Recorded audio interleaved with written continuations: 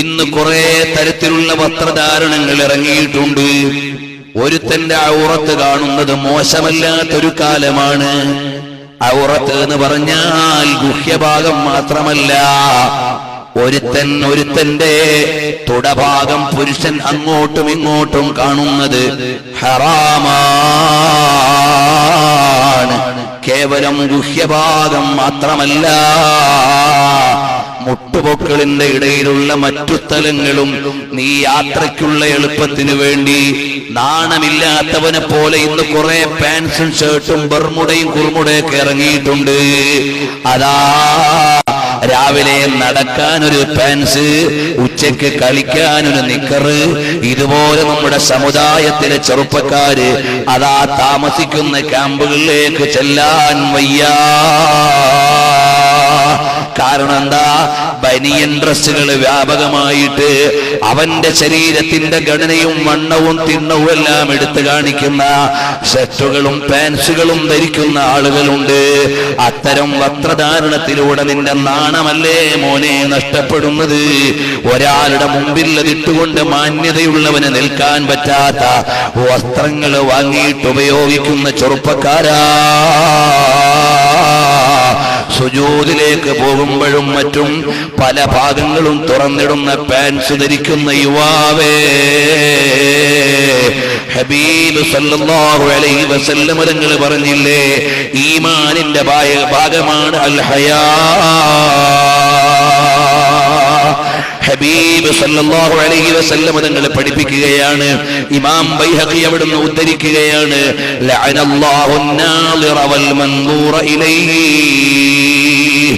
ഔറത്തിലേക്ക് നോക്കുന്നവനും ഔറത്ത് കാണിക്കുന്നവനും അല്ലാഹുവിന്റെ ശാപം ലഭിക്കുന്നവനാണ്.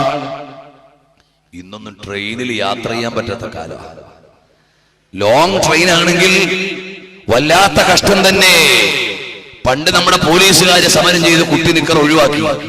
ഇപ്പോൾ ആളുകളെല്ലാം പരിഷ്കാരത്തിന്റെ ഭാഗമായി അവരുടെ മുട്ടിന് മുകളിലുള്ള പല ഭാഗങ്ങളും തുറന്നിട്ടുകൊണ്ടുള്ള വസ്ത്രം നമ്മുടെ ഒക്കെ വീടുകളിൽ. ഗൾഫുകാരവരുടെ മക്കൾക്ക് വാങ്ങിക്കൊടുക്കുന്ന ബനിയൻ ഡ്രസ്സുകളുടെ കോലം.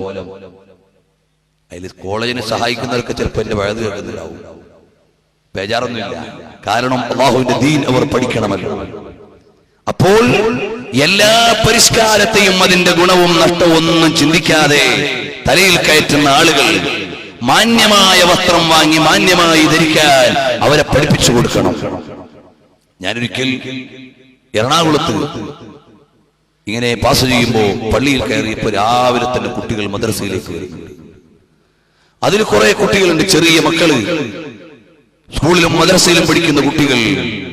അതാ മുട്ടുവരെയുള്ള നിക്കറും അവിടം വരെ എത്താത്ത നിക്കറും ഒക്കെ ഇട്ടു മദ്രസയിൽ.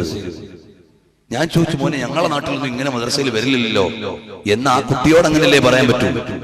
കുട്ടിയോട് പറയാൻ പറ്റുന്ന രൂപത്തിലേക്ക് ഇങ്ങനെ പറഞ്ഞു ഒപ്പിച്ചു കൊടുത്തു. മോനെ, അതുകൊണ്ട് നാളെ മുതൽ ഉപ്പാനോട് പറയണം, ഉമ്മാനോട് പറയണം, ഇതിട്ടുകൊണ്ട് മദ്രസയിൽ വന്നുകൂടാ എന്ന് പറയണം. എന്നെ കൊണ്ട് കഴിയും പോലെ ഞാൻ പറഞ്ഞിട്ട് പോന്നു. അപ്പോൾ അതുപോലും നിസാരമായി കാണുന്ന കാലമാണ്. പല സ്ഥലങ്ങളിലും സുബഹിക്ക് ചെല്ലുമ്പോൾ